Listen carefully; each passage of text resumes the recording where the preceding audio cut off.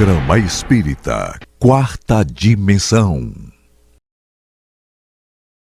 O ano 1961, o dia 12 de abril. O astronauta Yuri Gagarin orbita a Terra. Sua frase entra para os anais da história mundial. A Terra é azul. Para a ciência, mais um salto nas descobertas das coisas que nos cercam. E para alguns, a entrada nos ditos enigmas da criação de Deus. A cada descoberta, coisas vão sendo colocadas em seus devidos lugares. A inteligência humana, como atributo divino e também sendo o impulso da evolução do espírito, nos coloca sempre à frente de desafios e que sempre reflete mais tarde em felicidades para a alma. Na atualidade, descobertas científicas nos dão conta da existência do mundo espiritual. Desde as notáveis experiências do físico William Crookes, relatados em seu livro Fatos Espíritas. Ana Prado, em Terras Paraenses, relatados por Nogueira de Faria, em seu livro O Trabalho dos Mortos. Fenômenos de materializações são informações destas realidades da criação de Deus, o mundo espiritual. Nada de pânico. Deus é a causa primária de tudo. Há muito a ser descoberto. Portanto, cada um deve fazer a sua parte como ser inteligente. Relaxe a mente, estude e absorva bem as informações e experiências que você faz. Afinal, somos um projeto de Deus feito para a felicidade. Esteja antenado, querido telespectador. O mundo está acontecendo. O Quarta Dimensão já começou. Revelações no tempo e no espaço. Argumentação, lógica, comparação. Revelações no tempo e no espaço. Interpretação analítica entre a Bíblia e o Livro dos Espíritos. É só uma questão de bom senso. Revelações no tempo e no espaço. Presença agradável, Rômulo Leite, médico espírita e também expositor espírita, levando sempre doutrina espírita aonde quer que for solicitado. Boa noite, Rômulo, tudo bem? Boa noite, Douglas. É uma satisfação enorme estar aqui com você mais uma vez, poder compartilhar com nossos companheiros sobre a nossa doutrina espírita, aquela que nos consola através de uma fé raciocinada, para que possamos caminhar melhor em nossa existência.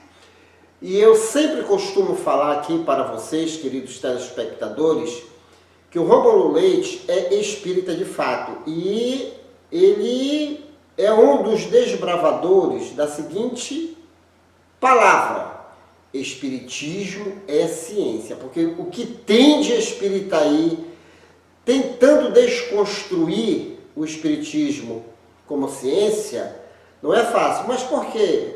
É questão de ritualização, é questão de cultura, mas desde 1857, na parte introdutória do Livro dos Espíritos, o senhor Allan Kardec é claro. No entanto, respeitamos e muito algumas pessoas que ainda pensam que o espiritismo é religião. Não, tem o seu aspecto. Mas fato é que, graças ao espiritismo, muitas pessoas vêm se colocando realmente na vida como deve ser. Espírito imortal, processo de evolução, várias reencarnações. E a questão dos sacrifícios. Existem pessoas que flagelam o seu corpo e ao mesmo tempo fazem sacrifícios, ainda usando animais ou qualquer parafernália, na tentativa de até mesmo se reestruturar e organizar. E não precisa disso não.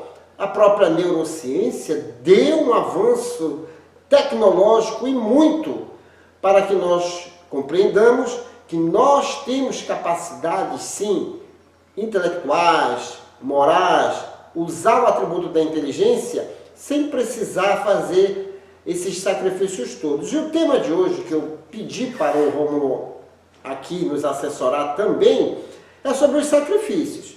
Então, Rômulo, vamos lá para ser fiel ao nosso quadro. O Livro dos Espíritos, questão 669. A prática dos sacrifícios humanos remonta à mais alta antiguidade. Como pode o homem ser levado a crer que tais coisas pudessem ser agradáveis a Deus? Questão e uma pergunta muito sábia de Allan Kardec. E eis a resposta dos imortais. Primeiramente, porque não compreendia Deus como sendo a fonte de bondade. Entre os povos primitivos, a matéria prevalece sobre o espírito. E ele retoma a questão, o senhor Allan Kardec. De acordo com essa explicação, os sacrifícios humanos não teriam sua origem num sentimento de crueldade? E eis a resposta dos imortais. Não, mas de uma falsa ideia de que seria agradável a Deus. Quer dizer, apesar de nós sabermos que Deus é bom, a gente sempre cria uma falsa ideia de que toda bondade precisa de sacrifícios extremos. Rômulo Leite, então não é por aí, né? O sacrifício mais agradável a Deus é ser bom, né? Com certeza. A doutrina espírita, como você enfatizou, é uma ciência. É uma ciência experimental e uma ciência filosófica. E ela tem umas consequências morais. Essas consequências morais, chegamos à conclusão que elas estão exatamente em concordância com os ensinamentos de Jesus. Mas o mestre que veio para nos ensinar, há mais de 2 milênios, não tinha para nós a ciência que pudesse nos revelar de uma forma mais clara o que ele estava ensinando. Foi preciso passar praticamente 2.000 anos para que nós pudéssemos rever o que ele estava ensinando. Ora, ele mesmo disse, está lá nas Escrituras, de que ele ia enviar um outro Consolador, um outro Revelador, um outro Conselheiro. Porque, na verdade, nós fomos criados como criaturas simples e ignorantes. Simples no sentido da sua formação, ignorante do desconhecimento das leis divinas. Então, é por isso que, durante milênios, a providência divina nos trouxe alguns personagens para nos revelar a verdade que vem de Deus. Então veio a primeira revelação, Moisés. Depois veio a segunda revelação, Jesus. E Jesus, sabendo que nós não tínhamos entendido absolutamente nada do que ele tinha ensinado, prometeu a terceira revelação, que é o Consolador prometido, o Espírito de verdade, o Espiritismo. Ora, o que acontece? Nós estamos aqui encarnados para evoluir. Então nós temos que aprender. Então até hoje nós temos dificuldade de entender o que é Deus, na verdade. Imagina nós há milênios atrás. Há milênios nós acreditávamos que Deus era qualquer fenômeno da natureza em que o homem não conseguia entender como aquilo funcionava. Então existia para nós, naquela época primitiva, o Deus Sol, o Deus Lua, o Deus Chuva, o Deus Vento, etc. Passado mais um tempo, nós acreditávamos que deuses eram animais. Veja, os egípcios que endeusavam o gato, o escaravelho, os indianos a vaca. Como até os dias de hoje. Como até hoje tem isso, né? Passado um tempo, nós começamos a dizer que Deus são aqueles homens mais fortes, os heróis das guerras. Aí veio os personagens daquela época na Grécia. Depois, a gente também começou a endeusar os ancestrais. Quem lembra daquele Forte Apache que tinha aqueles totens com aquelas imagens daqueles animais que simbolizavam os antepassados como deuses? Então, só depois, então, que os espíritos se comunicavam, porque a mediunidade sempre esteve na humanidade, se manifestavam e faziam coisas que para nós eram sobrenaturais, criaram vários deuses. E aí criamos aquela condição de politeísta, vários deuses.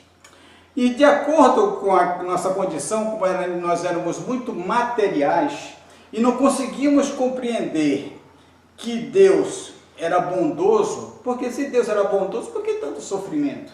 Não. Então colocamos como Deus um Deus severo, que castigava por causa dos nossos sofrimentos. Não compreendíamos que aqueles sofrimentos eram para a gente evoluir. Principalmente quando nós achávamos que a vida era só isso aqui material. Sem a reencarnação, que a doutrina espírita veio novamente trazer o que Jesus já dizia, aí que nós conseguimos compreender melhor o que é Deus. Portanto, nós achávamos que ia agradar a Deus com sacrifícios materiais. Então, inicialmente nós sacrificávamos animais e depois nós classificávamos até pessoas, na verdade. Por que isso? Porque justamente essa questão. Nós não conseguimos compreender que um Deus de bondade, de misericórdia, seria possível ser agradado com o sacrifício da sua própria criatura. Esse é o primeiro aspecto, porque nós éramos muito materializados e ainda somos muito materializados, né? Um outro aspecto dessa questão do sacrifício é de acharmos, por intuição, de que tem mais valor para Deus uma coisa animada, um animal ou um ser humano, do que uma coisa material, como uma mesa ou algum objeto. Então, esses são os aspectos que os bons espíritos veem nos revelar. Veja por que eu digo revelar. Revelar é tirar o véu da nossa ignorância. Porque, na verdade, esse conhecimento já temos em germe dentro de nós. O que, na verdade, estão adormecidos. Então, a providência traz de vez em quando um avatar desse para mostrar paulatinamente as questões do conhecimento. Mesmo na época do cristianismo primitivo, aqueles que seguiam Jesus, eles se sacrificavam, se jogavam nas arenas para ser devorado pelos leões como forma de devotamento a Deus e seguindo Jesus. Hoje, com a compreensão que a doutrina espírita nos traz, a doutrina espírita ela não é contra a religião nenhuma. O Livro dos Médiuns, que é a segunda obra da codificação, diz, Allan Kardec, que o espiritismo ele tem como uma das bases fortalecer a religião daqueles que estão com ela vacilante, ou despertar naquelas que não têm. Então ele não é contra nenhuma religião, mas só que a nossa religião é de religiosidade, no sentido de nós compreendermos utilizando o bom senso e a razão. Então hoje, sabendo que nós somos criaturas que estamos encarnadas com um sentido na vida, que é o desenvolvimento intelectual, espiritual e moral, nós hoje não precisamos mais desses sacrifícios materiais. Obviamente, pessoal, que Deus não se agrada disso. Eu quero deixar uma coisa que vai impactar muito vocês, que está escrito nas Escrituras. Lembra de Abraão? Sim. Que ele subiu num monte para sacrificar o filho Isaque, para agradar, para provar a sua fidelidade. Ora, quem é que estava falando com Isaque naquela época? As Escrituras dizem que Deus falou para ele isso. Ora, se sempre houve mediunidade, e se nós sempre recebemos influência dos Espíritos, será que foi Deus que realmente se comunicou com Isaque? Obviamente que não. Foi um espírito inferior, vaidoso, que estava testando até onde iria Isaque. E Rômulo, fez bem... Não foi Deus que obrigou essa situação. Pelo contrário. Tanto é que depois veio um espírito mais elevado e disse, não, pode parar por aqui. Fez bem você colocar isso, sabe por quê? Nesses podcasts da vida, estão surgindo realmente pesquisadores, cientistas renomados mesmo, antropólogos, que vêm colocar algumas palavras e figuras da Bíblia no seu devido lugar. Porque a gente sabe que a Bíblia ela é cheia de alegorias. E o Espiritismo vem contribuindo justamente com isso.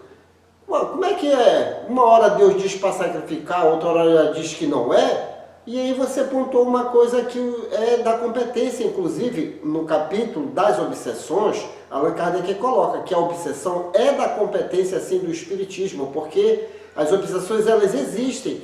Quantas e quantas vezes você não ouve vozes aí dizendo para você fazer isso e aquilo, e dizendo que é Deus, é o Espírito Santo que está falando. É obsessão pura mesmo, né, Rômulo?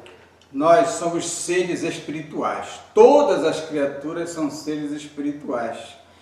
Só a diferença entre os que estão na dimensão espiritual e nós é que atualmente nós estamos temporariamente recobertos de um corpo mais denso de carne.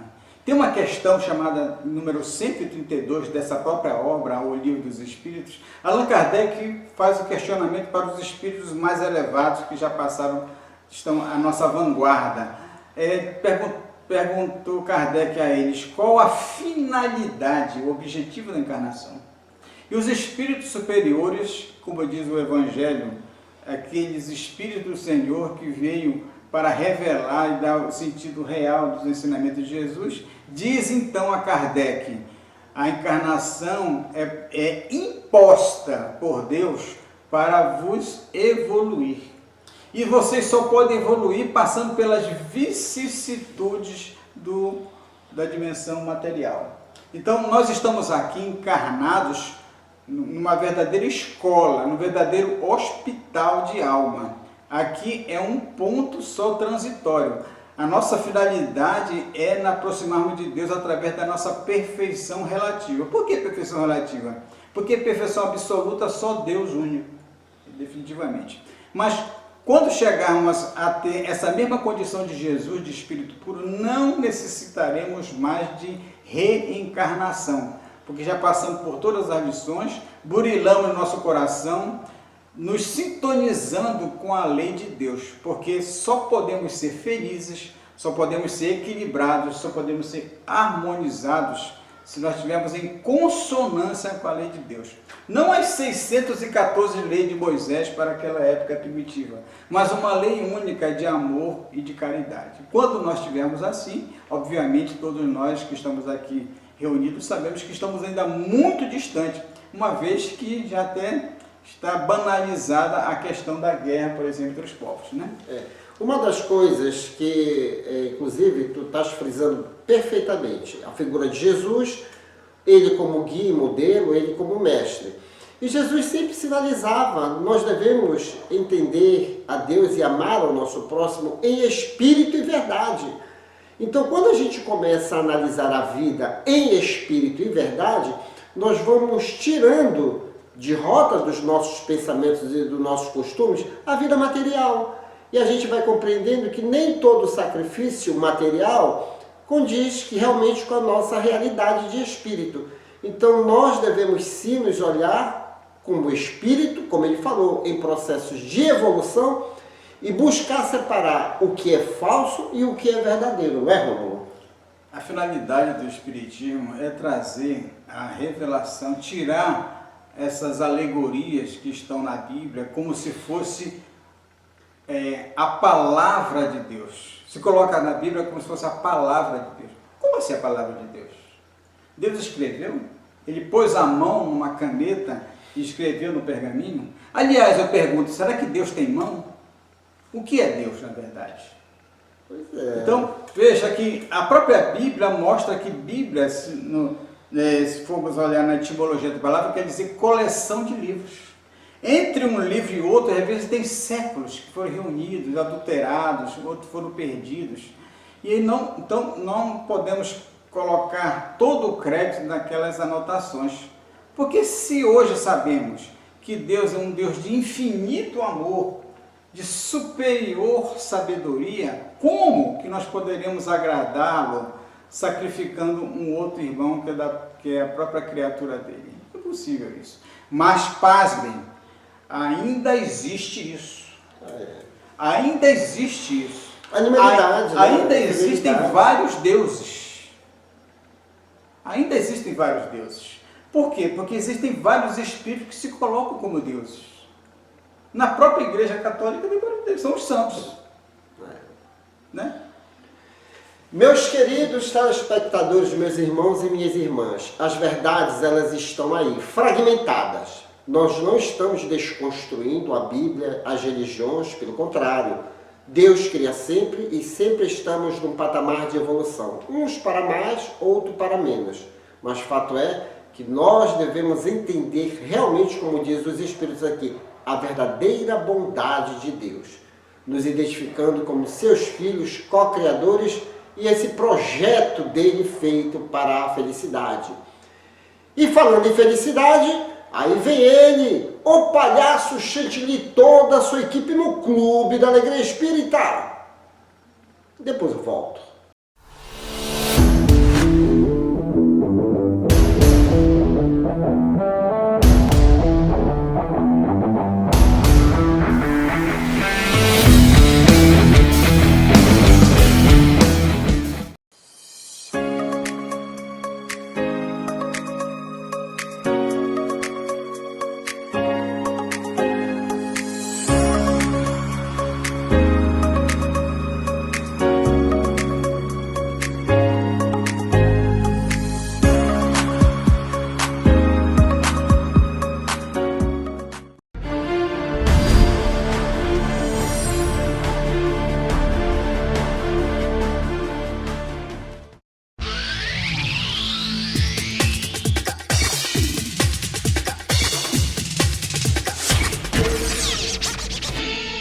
Olá, gente! Fiquem ligados no Clube da Alegria Espírita, é muito divertido! É isso mesmo, a gente aprende brincando. Inscreva-se no nosso canal, curta e comente. Beijos!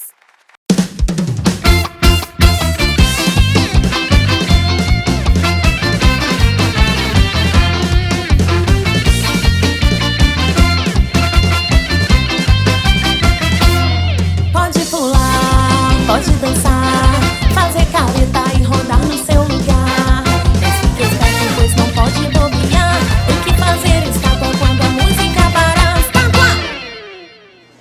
É isso aí, galerinha! Nosso boa noite para todos vocês. Começando o Clube da Alegria Espírita! Na sua telinha, cala a boca, Cocoilda! Tô falando! Muita alegria, muito entretenimento pra vocês, muita aí. Mas nós estamos falando, gente, pra te calar a boca, hein? Hein? Bom, gente, enquanto eu rolo no programa, tá bom? Eu vou conversar com a Cocoilda, né? Não é possível! Cala a boca, cala a boca, cala a boca! Aí! Você não sabe? Então fique sabendo! Como os povos da antiguidade entendiam o cérebro? No Egito Antigo, por exemplo, o cérebro praticamente nem existia. É claro que, de fato, biologicamente, ele já estava lá, desempenhando suas maravilhosas funções. Mas ninguém sabia da sua existência. A sede do saber e da inteligência era considerada o coração, tanto que após a morte era mantido intacto no corpo do morto durante a mumificação para que fosse preservado e carregado para outra vida. Já o cérebro, visto como inútil, era descartado. Tal era o desprezo por aquela massa disforme de consistência estranha, que ela era simplesmente jogada fora. Na mumificação, os egípcios retiravam o cérebro com um gancho pelo nariz, ou o dissolviam internamente utilizando instrumentos, injetando água e substâncias para provocar a liquefação do mesmo e facilitar a remoção. Com o cérebro e vísceras retirados, haveria melhor preservação do corpo, o qual os egípcios acreditavam que deveria ser levado para outra vida. Se você não sabe, então fique sabendo!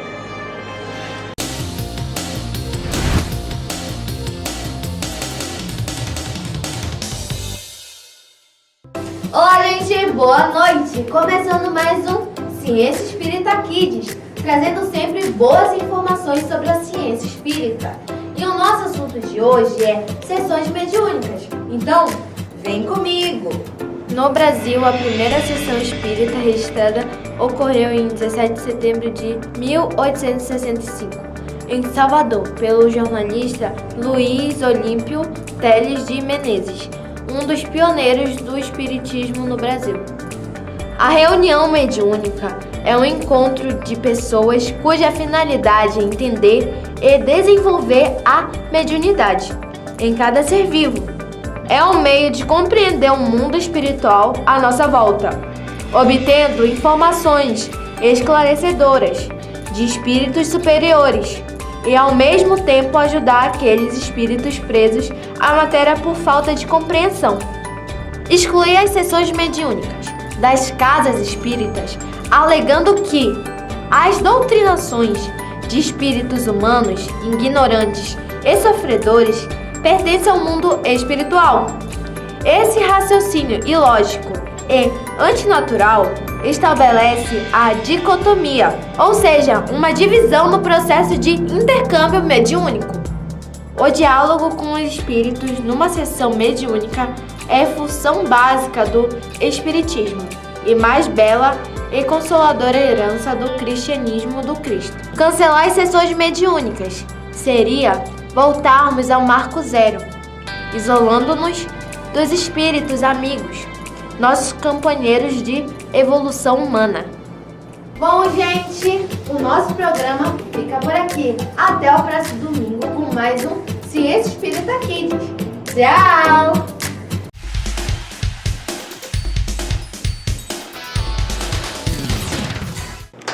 Bom, gente, olha, eu conversei com ela muito aí, vai, Cacorina. Isso! Porque agora nós vamos chamar para vocês agora o nosso clipe show de hoje, né? É Gira, Gira, é do grupo Semiarte. Muito legal a musiquinha, muita reflexão, muito ensinamento, num ritmo bem gostoso para criançada mesmo. Para você, família, para você, Letícia, para você, Rayane. Vamos escutar essa musiquinha muito legal mesmo? Vamos lá, vamos ao clipe!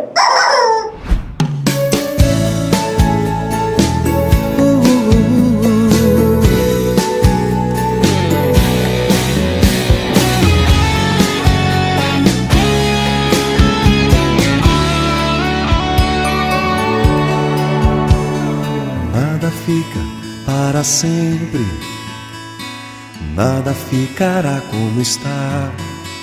Tudo pode acontecer, depende de você. A felicidade terá, se souber procurar. Você pode ser feliz, é o que ele sempre quis. Você pode brilhar como o sol, você pode encantar como o mar.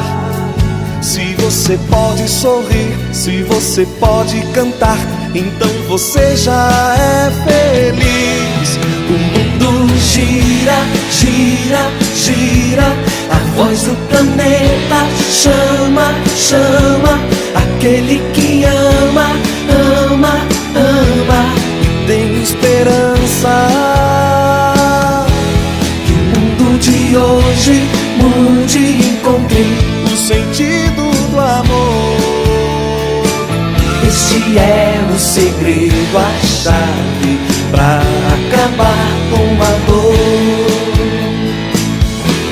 O mundo gira, gira, gira, a voz do planeta chama, chama. Aquele que ama, ama, ama e tem esperança. Que o mundo de hoje mude e encontre o sentido do amor. Este é o segredo, a chave pra acabar com a dor.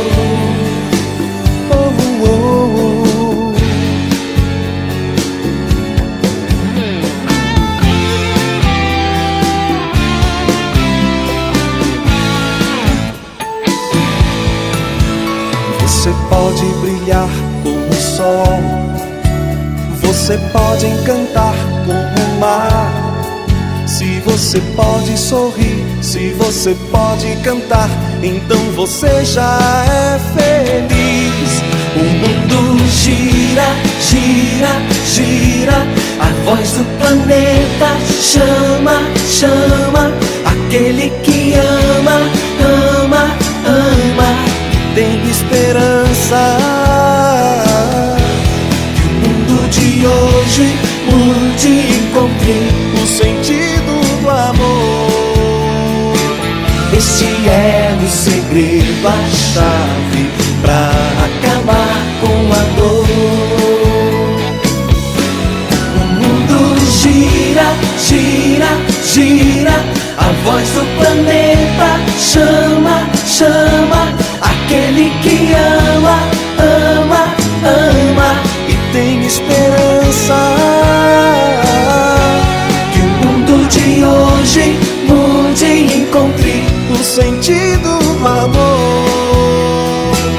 Este é o segredo, a chave pra acabar com a dor. Este é o segredo, a chave pra acabar com a dor.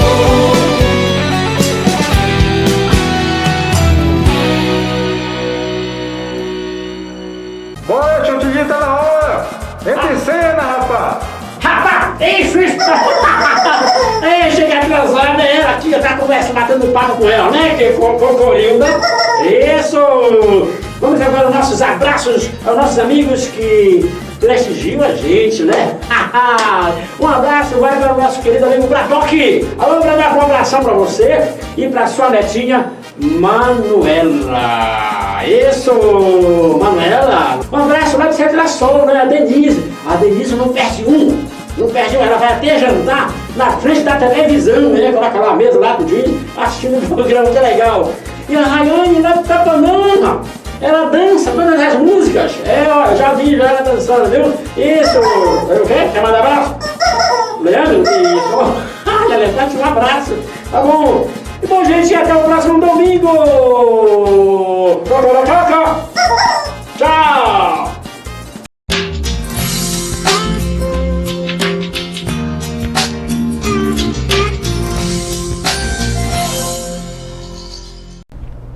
A depressão pós-parto caracteriza-se por sintomas de tristeza e irritabilidade, que começam algumas semanas após o nascimento da criança e deixa a mulher incapacitada, com dificuldade de realizar as tarefas do dia a dia. É comum a mulher apresentar certa tristeza pós-parto, que nesse caso é fisiológica e pode atingir até 80% das mulheres. No entanto, a depressão pós-parto é mais grave e a mulher precisa de tratamento. Diversas são as causas para o aparecimento da depressão pós-parto, como fatores biológicos, psicológicos e sociais. Mas, considerando nós como espíritos imortais, é importante destacar que trazemos gravado no nosso inconsciente todas as lembranças das vidas passadas e a mãe, ao entrar em contato com seu antigo desafeto, tende a afastar-se do bebê, não aceitando, sentindo por este repulsa e até mesmo tendo vontade de tirar a vida do ser indefeso, pois muitas vezes sente ódio inexplicável, ou seja, embora a mãe não lembre na maioria das vezes das cenas das vidas passadas, a lembrança vem em formas de sentimentos. Esse bebê pode ser um espírito que prejudicou a mãe em outras vidas e agora reencarna com a finalidade de ajuste, de acordo com a lei divina, para dar prosseguimento na sua evolução. Pois, na atual situação que estão, o grande amor de mãe pode tudo superar e todo um passado pode agora ser mudado. Essa nova mãe necessitará de ajuda até que se restabeleça o seu equilíbrio. Portanto, é importante que alguém assuma a tarefa para que o bebê possa sentir-se amado e acolhido, pois sem amor, este não desenvolverá a capacidade de amar. Além disso, é necessário a ajuda de um profissional para iniciar o tratamento adequado. E essa foi a nossa dica de saúde de hoje. E chegamos ao término desta edição. Você quer adquirir os livros indicados neste programa e outros livros espíritas? Basta entrar em contato pelo WhatsApp 98267-6756. e boa leitura. Senhor, eu te agradeço não somente as horas boas da felicidade em que o meu coração tranquilo e crente dá-se ao louvor que te bendiz. Agradeço igualmente os dias longos em que varo o caminho, a pedra e vento, nos quais me ensinas sem barulho, através das lições do sofrimento, como ser mais feliz. Agradeço a alegria que me dispensas pelas afeições, a bênção de ternura em cuja luz balsâmica me põe sob chuvas de flor. E agradeço a amargura, a compreensão me traga o estilete da crítica ferina que tanta vez me oprime o peito e enxaga para que eu saiba amar sem reclamar amor. Agradeço o sorriso da esperança com que me fazes crer na verdade do sonho, a segura certeza com que aguardo o futuro risonho pela fé natural. E agradeço-te a lágrima dorida com que me alimpas a visão, a fim de que eu prossiga trilha afora, sem caminhar em vão, sob a névoa do mal. Agradeço por tudo que me deste, a ventura, a afeição, a dor, a prova, o dom de discernir e o dom de compreender, o fel da humilhação que me renova, para que eu permaneça em ti no meu próprio dever. Mas rogo-te, Senhor, quando me veja sob a perseguição e o sarcasmo das trevas no exercício do bem, não me deixes perder a paz a que me elevas, nem me deixes ferir ou condenar ninguém.